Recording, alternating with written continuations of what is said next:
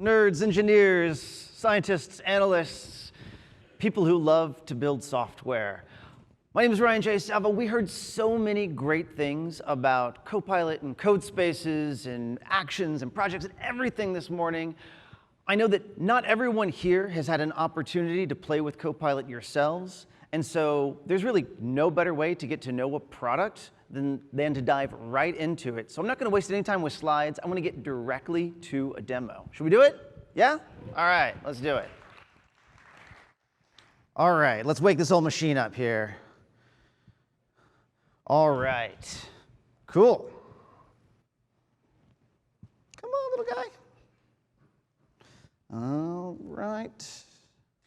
All right, so we're going to start here by creating a little method in Python that is going to just find the smallest of 3 elements in a list. All right, we're going to do that by providing a couple little comments here. And there's, you can use sort, which is fine, is good. But you know what? Let's actually not use sort. Let's not use the language features here. Let's actually make Copilot do it itself. In fact, you know what? Some of those aren't very helpful. Some are longer. Let's make it a little bit harder for ourselves, and let's actually make it the n smallest. OK, all right, good. This looks pretty reasonable. So I'm going to now, maybe that last line is a little bit difficult, and so I'm going to say, you know what? Tell me how exactly this thing works. This is not using Copilot to actually code, but rather to tell us how the function is built. There we are. Steps 1, 2, 3, 4. All right, that's pretty good. What if now we want it to tell us the time complexity, right? OK. What if we want it to tell us why it has that time complexity? All right, that's a good thing, too. A little bit long, but now we know a little bit more than we did before. OK, this is solid. OK, what about now? Let's do some unit tests. Make it a random number. And Copilot works best when you give it kind of good specific instructions. And so we're going to ask it to use dynamically generated random list of numbers, or integers, more like it. All right. And you know what? Here, let's just kind of go with that. We'll try. Oh, this looks pretty good. This looks pretty good. Let's see here. Random up to 100 different tests. But you know what? I don't think that I want this to actually have any duplicates in it. So I'm going to modify it here to say, do not allow duplicates in the list. OK. A little bit different, but this actually looks about right. So we'll accept that. Let's go ahead and run the unit test. Bring up our terminal here. And we don't need to clear it. Don't need to do that. But we do want to execute it. All right. Test pass. Good enough. I kind of want to know what actually happened in there, though. And so let's go ahead and just add in a little print statement here. Get some actual arrays output into it. There we are. Bunch of arrays. Pretty cool, right? So what was actually happening in this? Well, Copilot itself works maybe a little bit like a kind of like a language translation tool, right? When you go to Google Translate and you say, translate hello world to Dutch or Zulu or Polish, right? It translates it there. But if you want to go from English to Java, let's say, well, it looks an awful lot like public class, so on and so forth. And that's exactly what Copilot is doing. It's essentially learning language patterns, nouns, verbs, direct objects, syntax, to better understand if you have a sentence or an intent that you wish to convey, to translate it. It's not referring back to specific, I don't know, I've never seen that data before. It's not referring back to specific instances. No, it's synthesizing that based upon its understanding of those language patterns. Now, there's a lot that we do there to kind of get from the initial context that's in your code editor back over to the actual model and back to a suggestion in your machine. One of the first things that we do is we mess around with what we call prompt crafting, right? What prompt crafting is essentially doing is it's playing lots of little tricks in the code editor to send context, maybe a little bit before, a little bit after your cursor, to the model. But we want to send good, juicy context so we get the most robust suggestions back. One of the things that we do is we play with neighboring tabs here, right? So let's imagine that you've got some code that you're writing on the active tab on the left, and then you've got another tab that's open. Maybe it has some supporting unit tests in it. Maybe it has some other methods or classes that get leveraged in your active tab. Well, what we'll do is we'll find in a sliding window on that unopened tab, or rather neighboring tab, on a sliding window, we'll perform a comparison, deduplicated for all of the symbols, so we're only showing unique symbols, and we perform what's called a Jacquard similarity comparison between the context that's in your active tab and the actual content that's in your neighboring tab. What this does is it draws additional variable names, class names, method names, logic into the prompt so that when we send it back over to the model, we can actually get the best, the most robust suggestions that are relevant to the intent that you're actually driving. All of that results in aggregate across all languages in about a 30% acceptance rate. When we talk about acceptance rate, that means that if you as a developer see 10 suggestions, you might accept 3 of those suggestions in a minute or in a session, right? And as you saw before in the keynote, up to 40% of code being written by Copilot in our best languages, for languages like Python. Now, I talked about prompt crafting. It then passes through a proxy server before it goes on to the model to return back kind of the suggestion. I want to focus a little bit right now on that middle part, that proxy server, because a lot of interesting things happen in that middle part. You know, we talk about Copilot as being an AI pair programmer, right? And many of you, I'm sure, have probably worked with a pair programmer before. Maybe you were debugging a live site incident. Maybe you were learning a new part of the code base. And if you had someone sitting there beside you, you probably wanted them to help you stay focused on the task at hand, especially if it's a live site incident, right?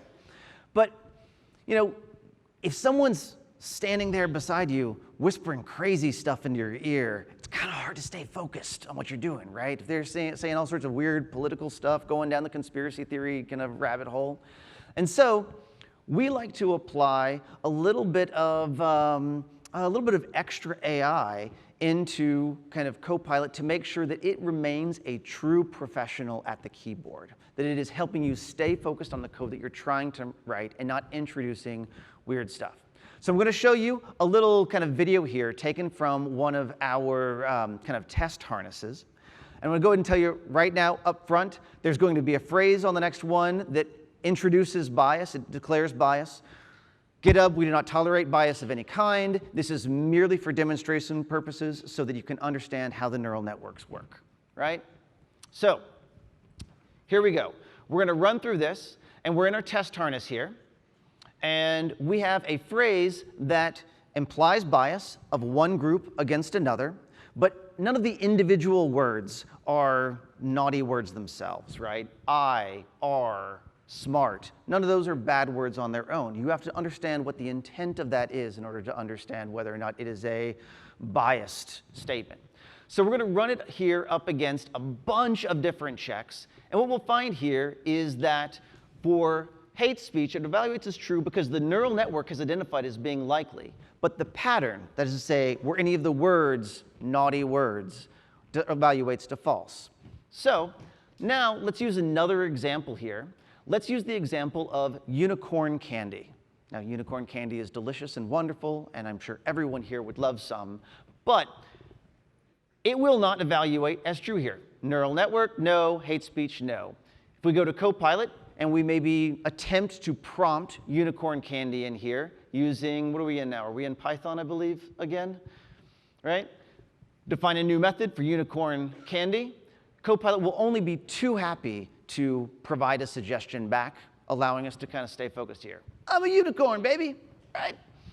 Now, we'll go back, and now we're going to add unicorn candy to our list here. And this is going to teach the neural network that, hey, you need to start recognizing things like this as possibly being biased, possibly being a naughty word, right? Here we're going to compare it up against a large kind of corpus of essentially language that's being used, whether with Copilot or elsewhere. Unicorn candy doesn't evaluate true because no one says bad things about unicorn candy. And then we're going to insert it into our database where we'll run that orchestrator again.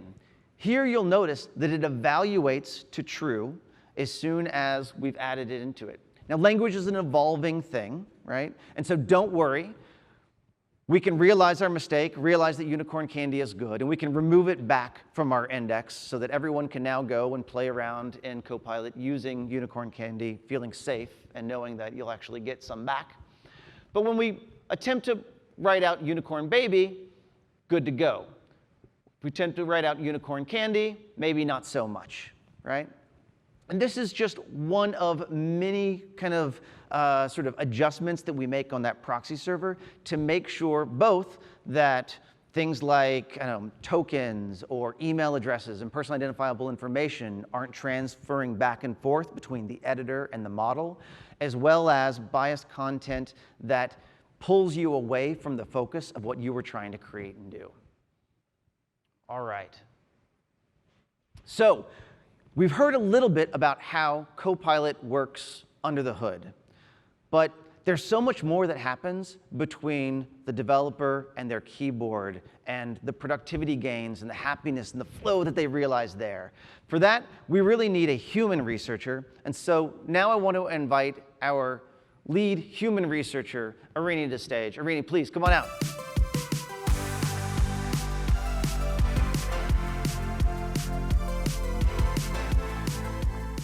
Thank you. Thank you, Ryan. It's really nice. It's really exciting to be here and to be able to talk about all the work that we have done. We have done plenty of research on Copilot. Sorry, let's go back a slide. We have done plenty of research on Copilot, and we use it both to inform how we build the product and also to understand what kind of effect it has. So today, I wanted us to take a look at what we have learned from developers is their experience with Copilot, and how is it that this tool helps them. And I'm going to take you all in a little bit of a detour because the process to understand how is it that Copilot helps with developer productivity and happiness, for us, it actually started before Copilot showed up. There were two previous pieces of research that we did that showed us what are factors that really matter to developers. After all, we're talking about their happiness and their productivity. The first piece of research that we did was called the Good Day Project. And here we were trying to understand what is it that makes developers' days good. So we run an internal experiment at GitHub. We had 40 GitHub engineers participate in kind of a proof of concept. And for 2 weeks, every day, they filled out a 2-minute survey. And so let's imagine this. It's the end of your day, whatever time you told us that is for you. You get a ping from us. We ask you how your workday was. We give you these options. And we also ask you some follow-up questions about that day. How many meetings you had, how many breaks you took, how much you worked with others that day, that sort of thing. Every day, the questions are the same. And what that allows us to do in the background is to start associating how good of a day you're having with all these other things that are happening in your day. What we found was that as a developer, breaking your state of flow is detrimental to your satisfaction, to your productivity, to your sentiment, to your overall sense of progress. A developer's chance of having a good day plummets from 82% all the way down to 7% if they experience more than minimal interruptions during their day. So developers are really happiest and productive when they can stay on task and they can stay in the flow, and they can also avoid a lot of frustration that comes from having a very fragmented day.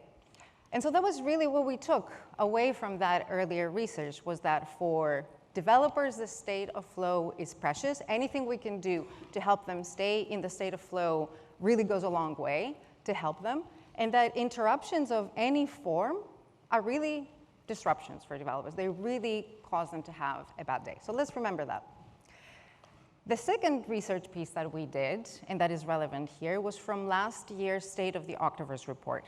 And I will do a small parenthesis here to say there's a brand new State of the Octoverse report for 2022. Definitely make sure to check it out. But what I'm saying here is from last year's investigation. Last year we saw that teams that introduced automation in how they're doing their work not only reported 43% better performance, they also reported 30% higher fulfillment with their work. And why is that? It's because automation takes care of a lot of busy work, and it removes that, creating room for developers to focus on work that they actually do find satisfying, which already sounds great, but it actually gets bonus points because there are many research studies that show that fulfillment, job fulfillment from doing satisfying work, is a predictor of retention. So the more fulfilled developers are with the work that they do, the more likely they are to stay on and continue doing it. So in that sense, any form of automation that we can introduce that removes boilerplate, repetitive work that developers otherwise had to do is a sort of a dial that we can use to have a positive influence on both developers' fulfillment and their retention. Let's go back to our main path. Enough with the detour.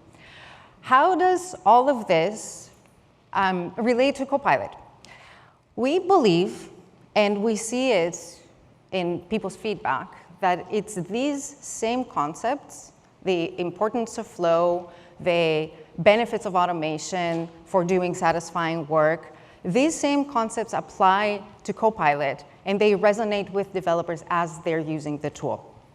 We surveyed over 2,000 developers who used Copilot because we wanted to understand their experience and what it is that they're getting out of it. And here are some of the things that we saw. We saw that 59% reported that they feel less frustrated as they're coding when they use Copilot. 77% reported that they spend less time searching. And 73% told us that using Copilot helps them stay in the flow. You saw how Copilot works in Raya's demo. As developers are in the editor and they're typing, Copilot delivers them suggestions that include a lot of the answers and the examples that developers otherwise would have to go somewhere else to look for, and that would have created a form of interruptions. And we already know that that's a bad day for developers. So when they're using Copilot, they don't have to make that extra trip, and they have a higher chance of maintaining their state of flow.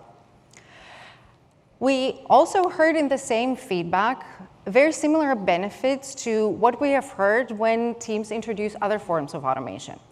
We had 87% reported that they spend less mental effort on repetitive tasks.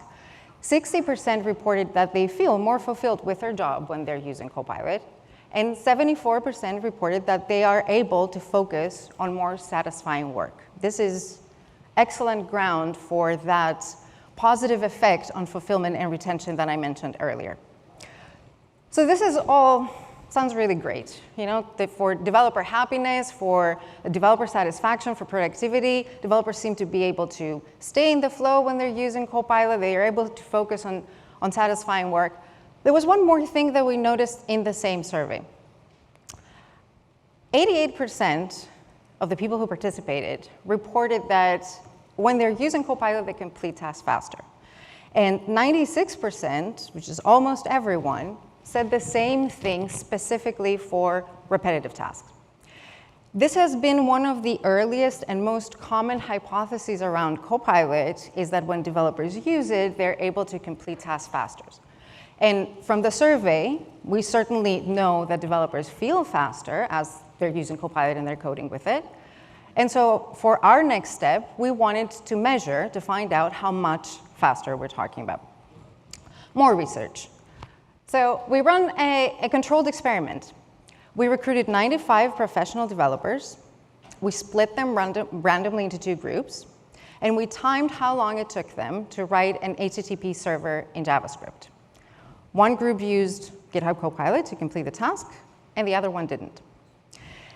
And we would like to give you a little bit of a taste of what that research, what the tasks were actually like. And since we had Ryan here, maybe we can recruit him. Hello, Ryan. Hey, thanks for having me back. Would you like to be our 96th participant for this study?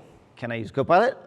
Well, I mean, we didn't give our participants the option, but sure, we're going to put you on the group that used If I can, I would appreciate that. I think it's my only chance of success here. Sure. All right. Okay. That makes sense. Let's do it. All right. You'll find everything you need to get started. These are the same instructions that we gave our participants. So you will find that you have like a good description of the task. Okay. I'm going to move a little bit closer to see what is it that you're doing. Yeah, absolutely. And all right, All right. let's go. I'm also going to keep time a little bit because, you know. All right. So let's see here. So I've got an HTTP service that I need to do. We need some prompts. We need some responses. There's some error codes that you need me to check for. So I will scroll down and find here, implement me. That looks like the right place to go. So we'll do just that. All right. So we're going to start by giving it some instructions to just parse the string response. And we will give it kind of a request that we need to create. So good to go there. All right, we're doing kind of tab, easy one-liners, which this feels good. This is easy. All right. I want to do a little bit different here. Big chunky piece here. And it looks like we're heading to the end of this function, the natural conclusion. So I'm just going to go run some tests. Do a little jest run here. And it looks like we've got almost all of them passing. So that's 1 minute in, not bad at all. And in fact here, look at this. All of the ones in that method, so are passing. So we're going to go back and we're going to go do the response now. And as we go through this one, pause the request again. And I bet here that I can probably do a little bit of a cheat here. In fact, I'm going to do Control-Enter and get a big, long list of synthesized suggestions. And most of them here look fairly similar to each other. That's usually a good sign. And so with that, I'm just going to choose one of them. Let's see. Let's go with maybe, you know what? I'm going to go with this one. And there's a lot here, so let's just run a test off of this and see if my luck holds, how much of it actually passes. Okay. All right. Very good. Not too bad. Only 2 that haven't passed. It's the 400 error and the HTTP one that have not passed, though. So I'm going to do a little bit of defensive coding back here. I'm going to debug the 400 one, and I'll add in a console.log. And with that, I'll have a little bit more visibility into what's going on. Plus, I'll do some checks here, make sure that like all of the headers actually show up inside of it. And I'm guessing here that if I also check to make sure that HTTP is in there as well, that might help me along a little bit. God, this is excruciating. No pressure. Coding under the spotlight. All right. This feels good. Let's give it a try. Huh. All right. I'm good. And you are, All passed. yes. But it doesn't count until I've committed. That's true. You probably want to. So let's get this out. Let's do all test pass. And I'm going to give myself a trophy because I deserve it. So there we go. How's that? Yeah, very good. Pretty good. I noticed a couple of things. You were for sure using keyboard shortcuts quite a bit. So Yep. like, that tells me you know your way around Copilot, which is what I would love keyboard expect. shortcuts. Yep. There was also a part when you were accepting line after line. That seemed to go pretty fast. Yeah, that feels like when I'm doing that, because I can just, like, it's kind of what I expect. And so hitting tab enter is, I don't know, doesn't take a lot of thinking. Right, yeah. But then there was the other part where you were using the side panel to synthesize something that ended up being a longer suggestion, and that went a little bit slower. And again, at least the thing that I noticed was doing that is because they all looked kind of similar, I was kind of like trying to parse what the difference between them was. Right. And it ended up being a little bit of a just pick one and see where it goes. Yeah. And we do find that that's consistent with how people use it too, is that if the longer the suggestion, a little bit extra time it takes to wrap your head around things. But this was impressive timing-wise. Thanks. Maybe a little too impressive. Like maybe you've practiced this before. I have. Yeah, I did. Okay. All right. Well, thank you for owning up to that. We're not going to include you in our report or anything. We're also not going to compensate you like we did with our participants. The reward for being here on stage is enough. Yes, thank you. Thank you so much for going along with this. But let's take a look at what the real results were like. So we saw that the group that used Copilot was more successful in completing the task at all.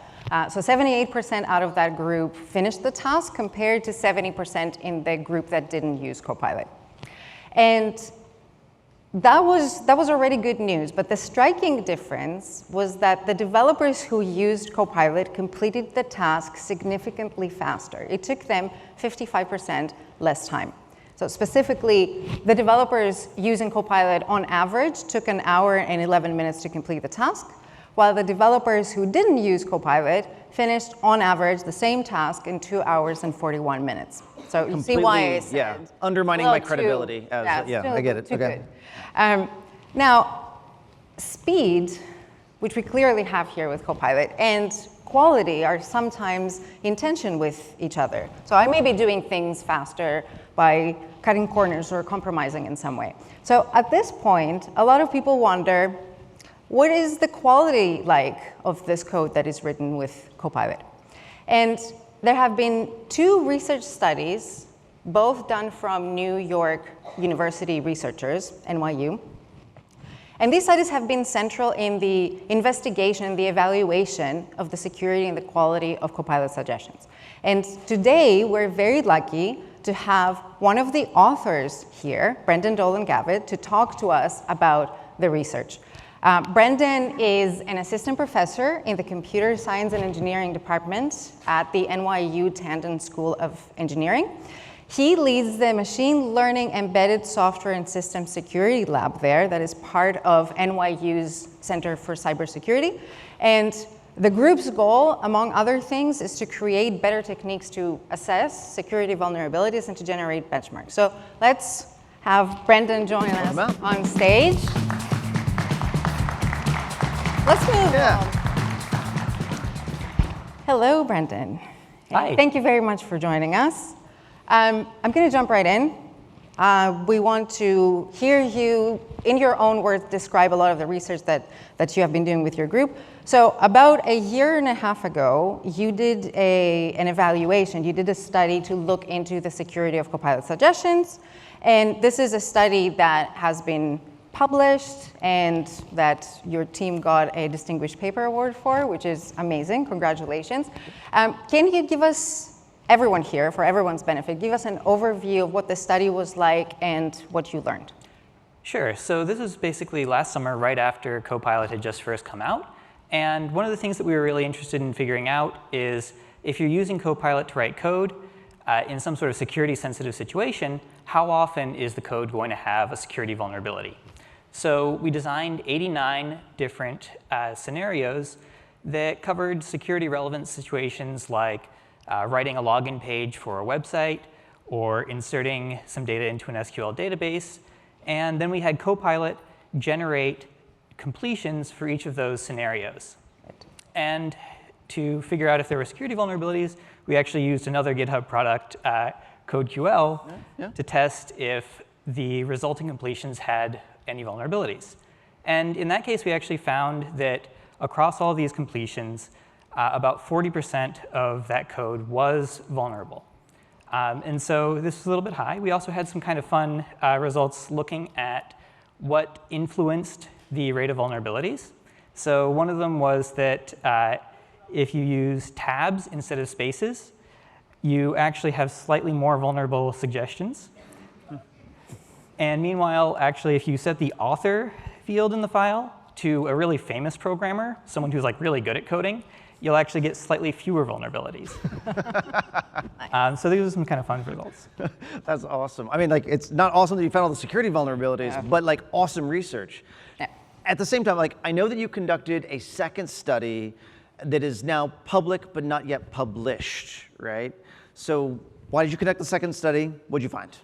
Yeah, so with the second study, we were trying to address some limitations of the original study. So in the original study, we basically were just letting Copilot do its thing. There wasn't any human in the loop, so no one was sort of looking at the code and saying, OK, that doesn't look right, I'm going to fix it.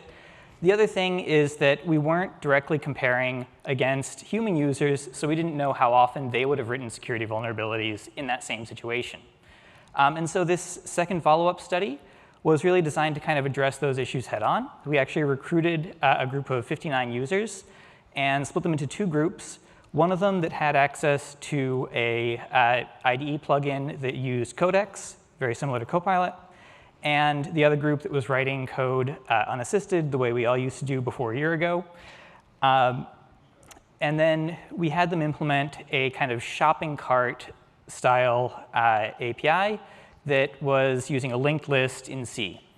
And then we went and measured the two groups afterward on how functional the code they wrote was based on a pretty big set of unit tests that we had written, and then also manually combed through all of the submissions to find all of the possible security vulnerabilities in that code that we could. And one sort of thing that was a little bit surprising, given the original study, was that the two groups didn't seem to significantly differ in the rate of security vulnerabilities that they had. So they were pretty close to another.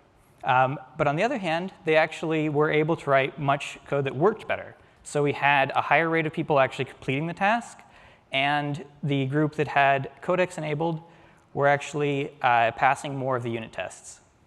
All right. So I love both those studies, by the way. It's just I feel that they move our understanding forward quite a bit. So with everything that you've seen and the work that you have done, how would you summarize what we know today about the security of Copilot suggestions? Sure. So, I mean, I'm an academic, so I'm going to add a bunch of caveats up front. So, we looked at one language, C, and one set of users. So these are undergraduates and master's students. Okay. So I'm not going to try to make strong claims about it generalizing to all languages or, all professional developers and things like that. But it seems like from this initial study that Copilot didn't seem to make the security of the code worse. It didn't seem to make it better, but can't have everything so far. And I guess the other thing is also just that, when you're working with code, you sort of aren't absolved from the responsibility of running security tools and all the standards, good stuff like fuzzers, static analysis tools, and things like that you would with any other code. Yeah, that is something that we tend to recommend, that yes, when you're using Copilot, all the other good stuff, right, the good practices that we know, the code review, the security tooling, the testing, all still need to happen. I mean, like, even for me as I'm coding, like, the judgment that I make with each suggestion that came up, I mean, in the demo just there, like, I had 10 different suggestions to choose from, and that human judgment, the person thinking, breathing on the other side of the keyboard makes a lot of difference. So, awesome. So, like, that's a lot of amazing research already, and your team, I know, is doing a lot more. What are you thinking kind of next? Like, what's next for AI? What's next for security and research? Sure. So, I mean, one thing that I'm really excited about looking at more in my own group and with my collaborators is not just using things like Codex and Copilot to write code, but also to understand code and to potentially automatically fix code as well. So we've got a follow-up study that's coming out in May. You can already read it, where we actually used Codex to try to take security vulnerabilities and automatically repair them. And then in another line of work, we're looking at things like if you're doing something like malware analysis, trying to reverse engineer some binary program, can you use something like Codex to explain to you in natural language how that code works without actually having to have the original source code available? So neither of those things are things I want to like rush out into production at the moment, but they're pretty promising early results. That is awesome. That is very cool. Yeah. Well, thank you very much. This was brief, but I think very informative. So thank you very much for joining us. Congratulations on the great work so far. We're certainly looking forward to hearing and seeing more from your group. Thank you very much for joining us. Thanks so much for having me. Thank you.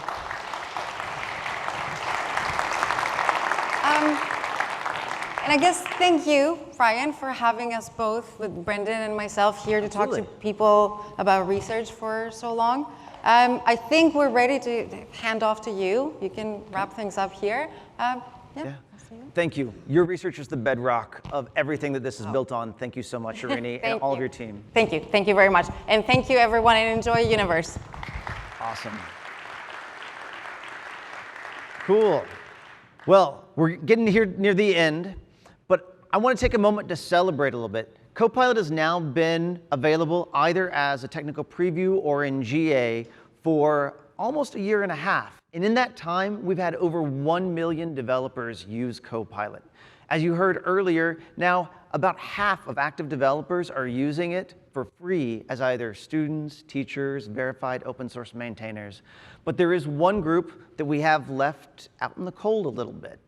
In fact, we've had some engineering managers literally see torches and pitchforks outside kind of their cubicles and windows as developers who've used Copilot as individuals have been begging to use it in the workplace. And so that's why we're so very excited to bring Copilot for Business to market here this December. I do hope that everyone here will kind of give Copilot a try to use it in your work, use it in your nonprofit, use it in your weekend project. There is a free 60-day trial for all individuals. In Copilot for Business, of course, we'll introduce the ability to manage licenses. They are pay as for what you use. That is to say, you do not necessarily need to buy a big bulk package. There's also, of course, the ability to manage policy on behalf of your users. Take an opportunity. I want every single one of you to please give it a try. I expect us to all be using AI more and more in the year and years to come. Thank you. Have a great universe. We'll see you outside. Bye-bye.